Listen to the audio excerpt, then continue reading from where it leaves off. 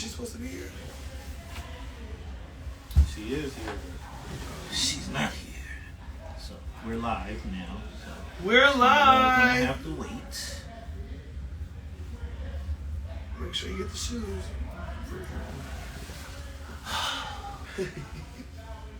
All right. Just when you thought we was done, just when you thought we was finished, we got Nietzsche from the Ugly Money Podcast in the building. Back in his mug, on a humbug, and on the love. Ugly Nietzsche. Ugly Money, not Ugly Nietzsche. Ugly Money Podcast. You know, money makes people do ugly things, so it can be ugly too. No. So I I respond to ugly, money, or Nietzsche. No. All three. Yeah. However you combine it. I'm cool with it. I'm gonna call you Nietzsche Money. That is. I'm cool with that. Cause every time I'm on the live, Nietzsche say, "Send me some money." Yeah. And I'll do this and I'll do that. Hey. I'll do this for you. Free is too expensive. Yeah.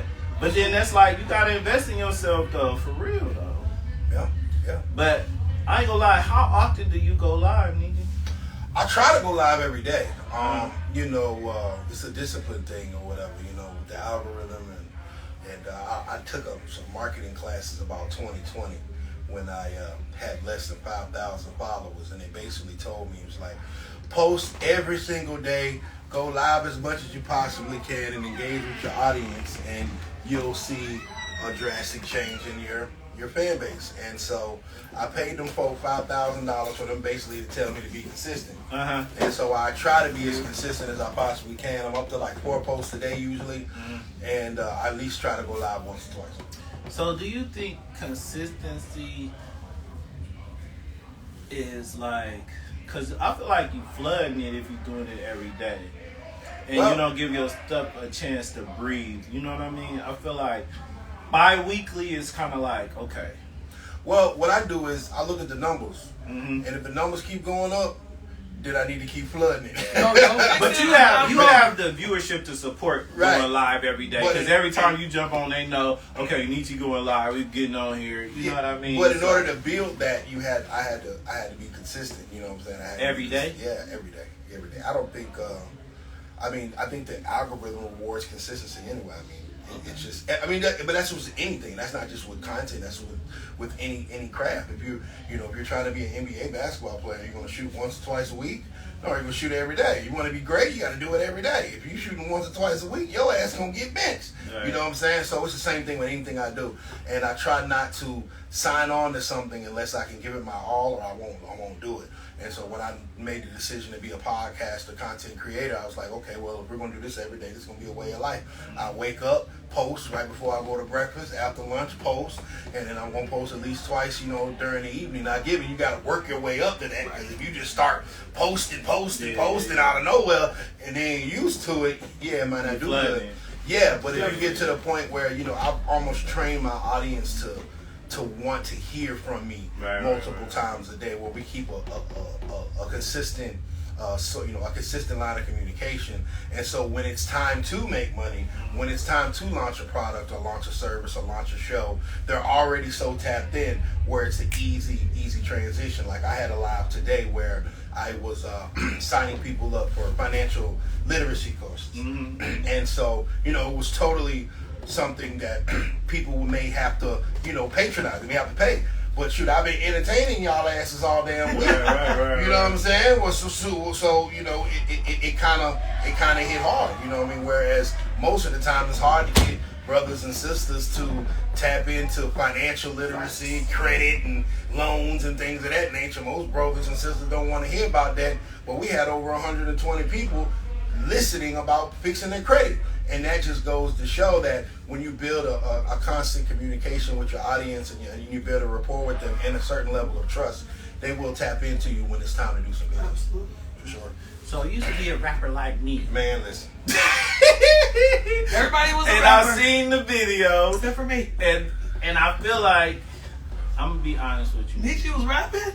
Nietzsche, I'm gonna be honest with you, right? I was on the live where he told the young boy you was finna go bar for me. I bet you I'll kill you right now. And he came off the top and you played your video. I said, Nietzsche cheated. Because that was already a hit. You can't put a hit up against a freestyle. He's like, and then you told him, I killed you. I said, Nietzsche, that ain't fair. You're supposed to give a freestyle for freestyle. I mean, if it's 2025, if I wrote something in 2010 and it's better than you in 2025, you can't challenge somebody if to a rap battle. If you can't beat me, if you're not harder than me 15 years ago, you know what I'm saying? You ain't finna come up with Yeah, that. bro. If you can't beat Michael Jordan in a pickup game now when he's 65, you probably don't need to go to the NBA. So, you know, I threw a throwback. That shit was from 2010, 2007, you know. I gave him the old school bars. I was talking about Obama and George Bush. Now, if he can't beat me on that, then he probably need to work on his craft. I'm not doing this with you. I'm just trying to tell you. You know, Do you got any new bars? New bars. So I got my newest bar that I wrote the last time I was rapping, which was 2016. That's my newest bar. And it's a song that everybody know. You know what I'm saying? Like it's a smash hit. Okay. Like if I was to sing it right now, you would know it. You would pick up on it so quick. Give us. You want to hear it? Oh shit!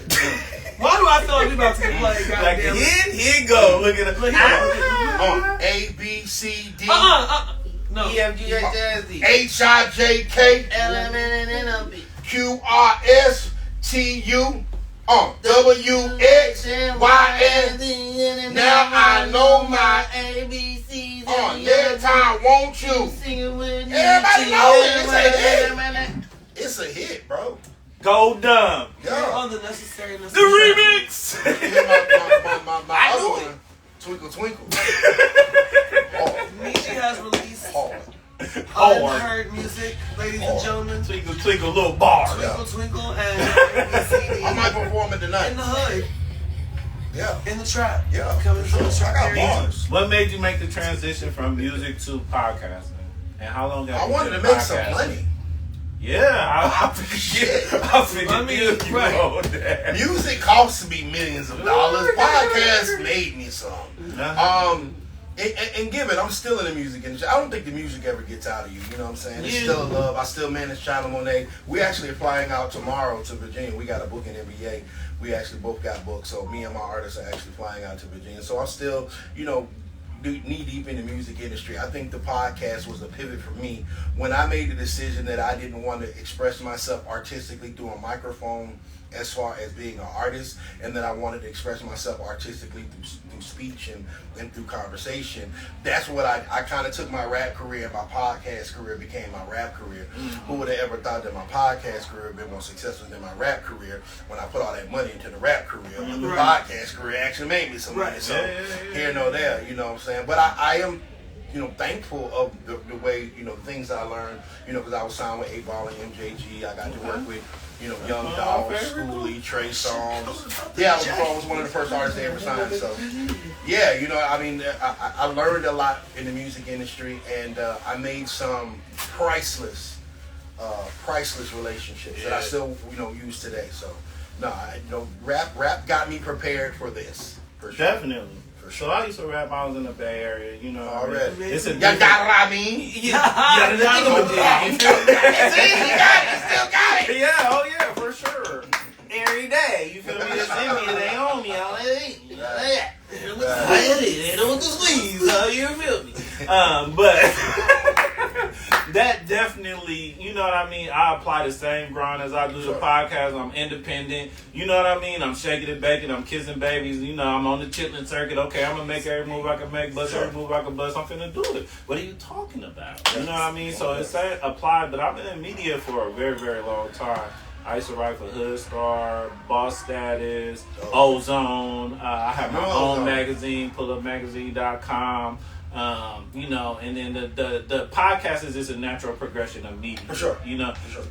The media just kind of fell in my lap. I was trying to get into a magazine, and they was taking hell long trying to find a somebody to write my article. I was like, shit, I can write my own article. I got A's in English. Right, They like, right, write right. it. So I wrote it, gave it to them. They like, you want to write some more articles? I was like, you gonna pay me? They was like, we'll give you your ad for free. And I was like, but then I wrote so much, they gave me my ad for free and then had to start paying me. And then, you know, That's a beautiful thing. so on and so forth. You know what I It's a mean? beautiful thing. Huh? It's a beautiful The thing when thing they they start start paying. paying. Yeah. So Yeah. I'm like, okay, my ad is paid for. You still giving me articles, you know? Yeah, that's why I charge for everything now, because Yeah. I didn't get paid for 20 years, right? Yeah. 20 years in the darkness and not Yeah, getting yeah, paid, yeah. right? 'Cause And you so now, invested in yourself. and then so now, you know, everybody's like, Nietzsche. Yeah, pay me. Yeah. Because guess what? You're going to pay me for them 20 years that nobody wanted to hit my line. Nobody wanted my opinion. Nobody wanted my presence. Nobody wanted me there. I was sitting there, you know, so, you know, I think I broke even. I think I broke even on what I paid for my rap career. But, you know, podcasting was a natural progression for me because I was in radio. FM radio in Augusta, Georgia for 4 years. And I only got into radio to play my music. Because the radio would play my songs. So I was like, okay, I'm going to be in my mind, I'm going to be a big rapper no matter what. Right. So I'm going to go through you, Like around most you, under rappers. you, whatever. Like most That's of them. how I got into media. Right. Trying to get in the magazine. So the club didn't want to play my song, so I started going parties at the club and I played my song That's every right. night. Right. Then I got popular in the club and like radio played it. They ain't want how we don't play local artists. All right, I'm gonna get a radio show. Got the #1 radio show, played my song hour on hour until I got fired. You know what I'm saying? And then mess around and got a record deal. You know what I'm saying? So that's how it went. And then so when I had got the deal, I had kind of resigned from the radio station because, you know, I had moved to Atlanta. I got signed with A-Ball and MJG. And so when the gray hair started growing in more than the black hairs, I knew it was time for me to start retiring. And so I tried to go back and get my radio job. I'm like, okay, well, I'll go back to radio. I had a #1 radio show, and they told me no. I don't know. I was like, oh. So I was in my feelings for like 3 days. I'm like, how are you gonna tell me no? I got a bigger following than the whole damn radio station at that time, and you know, I had to clear it up because I was mad at first, but then I realized that they never had a budget for me, and so they didn't tell me that. They just said no, and so it was a blessing in disguise. I was like, you know, I was hot, I was in my feelings. I'm like, I'm going to the music store right now, buy me some mics, and I started my podcast on two iPhones and a GoPro in the middle of my house, man. Just, you know what I'm saying? Had no camera crew or nothing like that. We just started. In my first episode, got 52 views, and I promoted it all month. And I promoted it with all my heart, and it took me a month to get 100 subscribers, and I really started at zero just like everybody else. You know what I'm saying? So it was a That's what grind. me and Frisco did. We was in the Punch Bowl Social about a year and a half ago with our phones, and Frisco was going, hard. It's a Now grind. look at us It's a grind. here, 76 episodes later, sitting here with Ugly Money Nietzsche, who did the same thing on a huge platform. Tell us the ugliest money you ever got in this thing. No, ugliest money. Ugliest money you ever got. Yo, I don't know. I'm asking Nietzsche because his podcast called I Ugly can Money. tell you about the ugliest money I give. Hit it with the squeeze. You don't want me. Where's my water? It's getting hot in here. It's getting hot. She's getting hot, y'all. No, for real. The ugliest money I ever got. Probably. I'll tell you. I used to do, before I got big into podcasting, I was doing independent artist tours. And I would go city to city. We did 2 tours a year, so I would do about 30 cities per tour. So we were literally going city to city, you know, doing like showcase tours, and I would bring them back to Atlanta, and we'd do a big summit, and I'd either take them to Boosie or Moneybagg Yo. That was some of the most hard-earned money, because you are literally in bumfuck wherever, you know what I'm saying, like listening to talent, and some of the places that we were at were like, you know, the slums. We were literally in the trenches sometimes. But I think that's where I built my audience the most, like my diehard fans, because of the fact that Nietzsche went to, you know, Little Rock, Arkansas, Greensboro, North Carolina, Rocky Mount, North Carolina, Richmond, Virginia. Hey, Rich did it. We going Went to to Dover, Alabama. Delaware. You know, I went to New Hampshire. You know what I'm saying? So I've been to all these cities, and I actually connected with people and shook their hands, and they still follow me to this day. So yeah, I definitely did that for like 3 years straight. I was on the road, and my Sprinter got a lot of miles on it, and it didn't have any big nigga chairs, so it was kind of.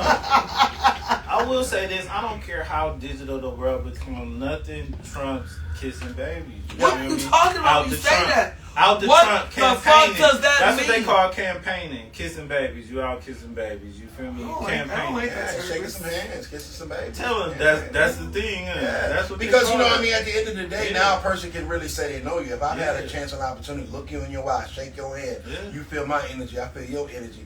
That's a connection that, you know, you can't do that on the Instagram Live. We can be cool, but it's different when you meet a person in person. And so, man, I have probably hit 40 different states in the past, 3 years, like feet on the ground, building this brand. So a lot of people see it and like, oh, you got all this going. Yeah, nigga, you weren't with me when I was in the trenches, Right. goddamn, you know what I'm saying, working there or whatever. So a lot of people see the trophies, they don't see the practices. I'm gonna mess you up right quick. Right. My Ugly Money. Why? Okay. Why the name of my record label was Feet to the Concrete Feet Entertainment? to the Concrete Entertainment. Cause I was really in the everywhere. You know Right. what I mean? I'm finna touch down in your city, get shaking the bacon, moving, Yep. grooving the traffic, making transactions, trying to make it happen. You feel me? So Yeah, I'm that's sliding, what I mean. lining, yeah. No, for sure. I'm just sitting here like You know what I mean? For all sure. That was some sliding. ugly money though, cause like you Yeah. the heat in the. I was out the trunk, literally with my Yeah. CDs. I pressed up 1,000. I sold those. I pressed up 2,000. I made a movie. I pressed that up. Turned down the deal. Like, y'all offering Middle me of what? summer, You the know what I goddamn mean? AC It's not- don't work. Look, Middle of hey, winter, the heat all right, don't come on, give me 5. Yeah, You know what I mean? Stop really. playing. So where did you get the name Ugly Money from? Well, when I made the transition from being a rapper, my rap name was P Nice, and so when I made the transition from being a rapper, I made the decision. I'm like, okay, I'm gonna change my life and I'm gonna go a different direction. Ugly Money is a person of service. I changed my mentality. P Nice as a rapper, artists kind of be a little more selfish because you got to get your music out there. At the end of the day, please like, comment, and share, right? So I was like, I wanted to change my perspective of how can I help you? How can I be an asset to you? So my friend that I was deployed in Iraq with, Dre, he had this song called Ugly Money, and I used to love that term out 5s and 10s, bitch. I'm even counting ugly money. And I'm like, I love Crumbled that up. thought process because Crack that's what- money. That's what my career had been. It had been a lot of ups and downs. It had been a lot of 5s, a lot of 10s before I got to them hundreds and thousands. I was trying to get a 5 option, you know what I'm saying? And so that's why I think, because I don't know about the crack that was on him. That's that West Coast Bay Area shit. But then he said it was crumbled up. What, did you get the rock out of it before you? I ain't gonna lie.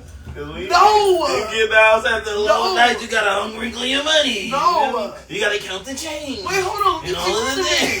the You're a thing. Yeah. You gotta get your shoebox. Listen here. What? Nah, that I did not know. Okay, though, tell us for about real. that. That's Was it. you deployed? You said you was in Sure, Iraq. sure. You were in the army? Sure. 8 years, 2nd Infantry Division, deployed in the Alramadi, Iraq. I was involved How in the many Phantom tours? Fury. I went to Iraq once. That was enough for me to Yeah. realize that I didn't need to go back because I was gonna kill my ass. Yeah. Was it anything like the Tomorrow War? Was it anything? You No, for real though, because I imagine like No, it's if not. you don't have no frame of reference to that, and you go like I've been beefing in the hood and we get off at each other, but if you in real live combat, I don't know if you you've feel ever me? That's seen. different. Have you ever seen the movie American Sniper? Yes, I Yeah. I was in that.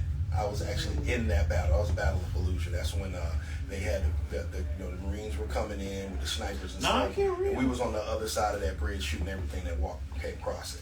And Not playing, though. Yeah, no running water, no Yeah. lights, no electricity Yeah. for 45 days. Yeah. Taking a shower in the bag. Yeah, ain't nobody got time for that. You take the bag, you pour the water up in there, right? You get 2-3 plastic bags, put the water up in there, let it stay in the heat for a little bit so it'll warm up a little bit, and then you just start poking holes in that bitch. You take one bag to wash, then you slab up, then you take the other bag to rinse. Oh yeah, it was tough. I ain't gonna lie. Plenty of Anybody stories. who ever had any type of real combat experience, you know the importance and value of certain things. Right. So you know what I mean? It's like running water. and then people be on me so much because I be like, I'm not shaken by a lot of stuff. You know what I mean? It's like, nigga, that ain't important. But did you die? Yeah. You know, people did you Nah, die? or did you know what I- shoot? Did you shoot a kid? 'Cause Yeah, I you had know- to shoot one. Oh wow. Yeah, I popped his ass. He was trying to kill us. Oh, that's Did he have different. it strapped to That's him? different. Nah, it was a suicide bomber. I guess they That's put what I'm this saying. He had it 12-year-old kid strapped up to to him. it Yeah, or whatever. that's He had what a I'm saying. grenade or whatever, and we were giving out soccer balls to the community or whatever, and all the little Iraqi kids coming, Mister. That's like in the movie. Yeah, and then there was one kid that was kind of standing back from the group, and he had an deflated soccer ball. I'm like, why is this kid walking with this old soccer ball up to us as we're giving new soccer balls? And then I kind of saw something that kind of shined. It was the pin or whatever, and I threw a control pin in his head, and he blew up. Nikki, we gonna end the show with you. Yeah. Number 12. Yo, Ain't no rapper that shot a kid, Soldier Boy. Soldier Boy, first rapper that ever shoot a kid. I fucking can't. What's You like that? 13. They just blame Lil Baby for What's getting that a little name? kid shot. Oh, he's an Aries. That They just explains. blame Lil Baby for getting the kid shot. Hey man, listen, bro. That little kid had it coming. I don't know. Them kids try to shoot you, you gonna pop the kid. Yeah, you I shot ain't him. gonna lie though. I ain't playing with that. And he was gonna die anyway. He was a suicide bomber, so he was gonna run because over there they say that if they kill an American, they get 10 virgins when they get to heaven. Yep. So this little 13, 14-year-old kid trying to get 10 virgins on my head? Oh hell Nietzsche, no! I ain't gonna lie to you. That's the ugliest money you ever got. There it is. There it is. There it is. There it is. That is it. Yeah. So you on the Necessary Unnecessary podcast. Yes, sir. Easy. Tell us your biggest necessary and your most unnecessary. My biggest necessary is my team. A lot of times people see me and they think that it's just a one-man band. No, I'm Ronald McDonald. I'm here to kiss babies. You know what I'm saying? Shake hands, campaign. I'm here to take pictures. I may be the face of the brand, but there's a team of individuals that makes this Ugly Money brand go. As we're doing this podcast right here, yeah, for sure. As we're doing this podcast right now, there's another podcast going on my network on YouTube, and they're filming it right now. Right. That's my team. You know what I'm saying? And so Two places at one time, maybe. yeah, I learned a long time ago, if you want to go fast, you go by yourself. But if you want to go far, you go with a team. And so, I had to slow myself down and get some people that could keep up with me. And we go as a team now. So that's definitely my necessary. Because anytime I touch down in any city or do anything, I immediately build a team of individuals that have like minds so we can go far. Absolutely. My most unnecessary, it's between this watch I cannot. and that Bentley outside. Oh, that's no Bentley. Yeah. That motherfucker parked right out This front. is unnecessary. Not exactly the smartest investment, but definitely a fun one. Because you get a car like that, you realize that it's only for women that you don't need in your life and niggas that you don't like. That's it. So. But for the first 90 days, it's amazing, and then after 90 days, it becomes a car. And a liability. It becomes irritating because you stop at the gas station, everybody wants to talk to you, and you're like. And you kind of forget that you're in it. A lot of times, I drive like a Hyundai now, right? So a nigga walk up to me like, yo, his eyes is big. And I'm like, nigga, I'm about to pull out on you. What year is the car? I'm like, oh, he talking about the car. So I'm probably just gonna ride a Tahoe. Yep. I can see you in a Tahoe. I had one before. Catch me in my narrow. And really, my favorite vehicle that I got is a Jeep. My Jeep Wrangler is my favorite vehicle. Okay. By far. But the Bentley was fun. It was a trophy. You know what I'm saying? I shed a tear when I got it because I was like, that's like the new black nigga Cadillac. Okay. You know what I mean? When they dropped it off that trailer, I was like, okay, I might have did something. You know what I mean? But I ain't need that shit. So would you say a necessary expenditure of your ugly money would be the most unnecessary? That's the Bentley's unnecessary because I could have literally bought me a You could have bought three. I could have bought a Subway. You could have bought 3 Tahoes with that. I bought 6. 6. About 4 I'm driving 6 Tahoes right now. This watch, what's funny about this watch is to protect Philippe. When he sold it to me, he made me believe that this watch was going to solve all of my problems. How the fuck did he get you to think that? He told me, he was like, Nietzsche, you're going to be around COP and Russell Simmons. They all know this watch. And you're a boss, so you got to have a boss watch. And Yeah, I'm not even gonna tell y'all what I paid for it. Oh, and, yeah. and I thought that all of my problems Worries were were gonna be gonna- solved with this. I wish watch. I would have known. He's about to slap the shit out your ass. But then I realized I that would've. people can't tell the difference between the real one. And the Yeah, fake one. that. that's why I'm And the looking. middle I of the mall. can't, you know. Yeah, yeah. Oh So, yeah, I don't even I was clean trying to it. get I out- don't I even was trying clean to- it like that. I'm just trying to anymore. find the hype about it. Yeah. So, It's nice though, nigga. yeah, particularly Nautilus. You can Google it. I can tell you how much I paid for it. Casio. Yeah, I should I have have bought a one. Tiffany bracelet from about 15 years ago. Mine is not even I should have the right opened up mode. a car wash and a laundry. I wonder what time it You know what I'm is. saying? I still have been eating. You can still do that with your watch. Yeah. It's about a night. You know, I'm not the type of guy that likes to sell my things. I kind of get attached to them. Yeah. I say I mean, jewelry's it an marks a investment. time. It is. You know what I mean? Because I remember how I felt when I got it. It reminds you next time you see the shiny thing, I not to get remember. the shiny Yeah, I remember. You know, when you get it, it's just like, thing. You already got it? yeah, bitch ass nigga, I made it. I Right. have it. I'd have lapped you niggas. I hit it I'm with the part of squeeze. the rich niggas. So it was a good day. Yeah. 90 days later, it's just a watch. So, Right. Yeah, Nick, this next time around, I'm just gonna rent shit. I'm gonna rent a car. If I would probably never buy like a car over $200,000 again. I'll probably just rent it. Because after 90 days, it just becomes a It car. appreciates You know what like I always that thought my much. dream was, though, Nietzsche? What's up? Like, I don't want to live in one place. I feel Okay. like if I just went hella different places, if I had like unlimited amount of money, right? I wouldn't buy a house somewhere. I would live all over the damn. Wherever I go, I'll just stay there for however long I want to stay there, and then I'll just leave there, and then when I go somewhere else, I'll just stay there. And you know what I mean? Yeah. Like, why would I live in one place if I got unlimited amount of You money? wanna be Oh, a I have this wanderer. big old DC Silver house surfer. that I'm not even at. Silver You know what I mean? Yeah, Yeah. it's swallower of cities in the world. I like that. I'm a global citizen. My next move is real estate. I want to buy a whole bunch of land. Okay. I think that because land is the one thing that they don't make any more of, and it never depreciates. This land is not. All you gotta do is just hold on to it, and it's gonna go up. Facts. So I am, adamantly looking for certain plots to build my, my future, my future estate for my children and things of that nature. And that's what I've been on. No more. Group homes. I'm always cool with a quick flip, baby. Yeah, I'm always cool. Because you know what? People gonna keep Look, getting old. today was a good amount People of always keep episodes getting old. with the squeeze.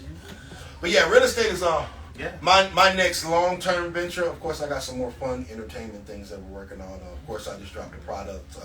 Goliath Phallus Elixir is the #1 male enhancement on the market right now. It's all natural. Oh, they sell it at the gas station. Oh man, it's coming. It's coming right now. You just got to go to GoliathXL.com. We sold out our first day when I launched it, and it works. It works. It goes from gummy bear to grizzly bear.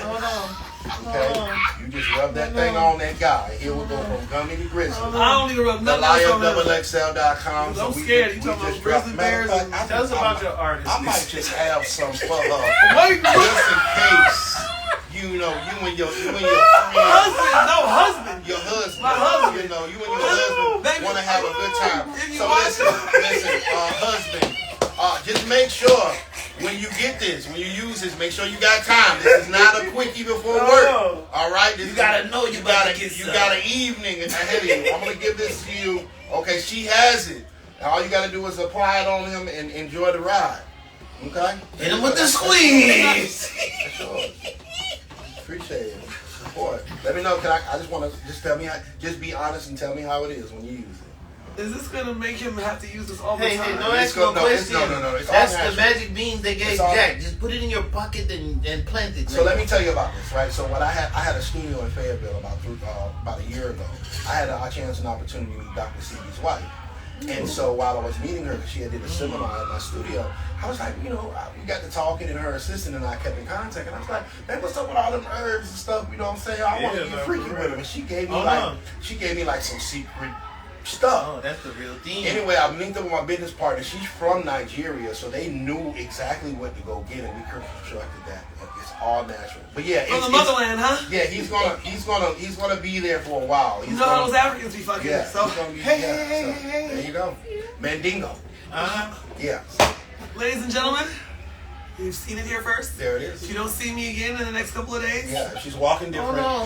That's what Hit her with happens. this one. you're not gonna be able to hit me with no squeeze. You're gonna have to revive my ass or some shit. She's been hit with the squeeze.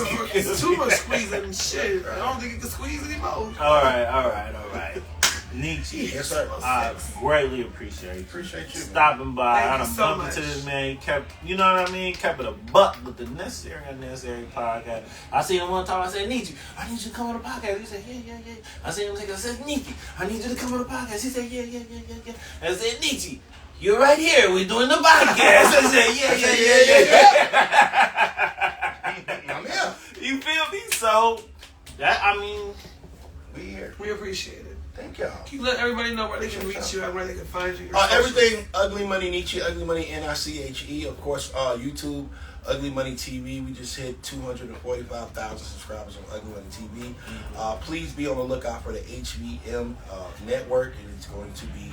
I like to call it Zeus for Real Niggas. I am constructing a network of curated content for real niggas and women that respect and love real niggas. So HVM Media is coming. Of course, Goliath Out to Elixir is available on GoliathXXL.com. And the Ugly Money Music Summit, where we're signing our last artist, because I ain't signing no more. I like that. It's okay. It's in April, so make sure you stay tuned. Ugly Money Nietzsche, Ugly Money NICHE. tell them about a couple of your artists though before you go. China Monet.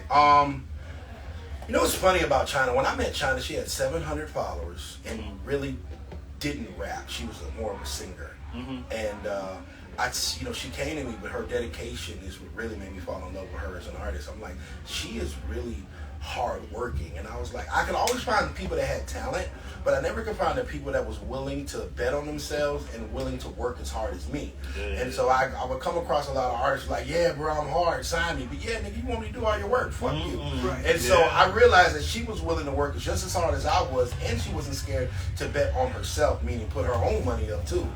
And then after about a month of us working, I was like, well, you save your money. I'm gonna put my money up on you. I'm gonna bet on you my damn self.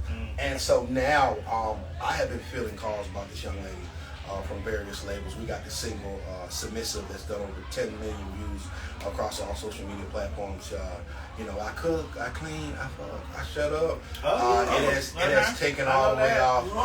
And Can you call her? we will be announcing probably here soon. I need her to send a message. A nice guest feature on the remix, but expect China Monet to be great things from China Monet. China Monet. Yeah. You on the lookout? Yeah, for sure. And then I got Yellow Boy Gone Wild, my artists are hustlers, right? So I only like to deal with people that like to get money, because if we're gonna work together, if we can't make no money together, what are we doing? My brother, one of my other artists, Yellow Boy, he's just opened up his own shoe store, Blue and Yellows, and so that's on the south side. I'm just proud of. Here in Georgia. Yes. He just opened up like last month, and so I'm just extremely proud of him, man. I got Chris Cornelius out there in Chicago, my R&B artist or whatever, and there's a lot of great things are coming out of Ugly Money, but just stay on the lookout. All right, all the artists come through to the Necessary Unnecessary podcast. Got the thingamajig. We appreciate it. That's what I mean. He's so extra with his. I was really there in the Ivy mood and doing my whatchamajig and all those Like, things. You feel me? share, follow. Thank you so much, sir. We appreciate you. The Necessary Unnecessary podcast. And we out. Yeah. And I may not be back.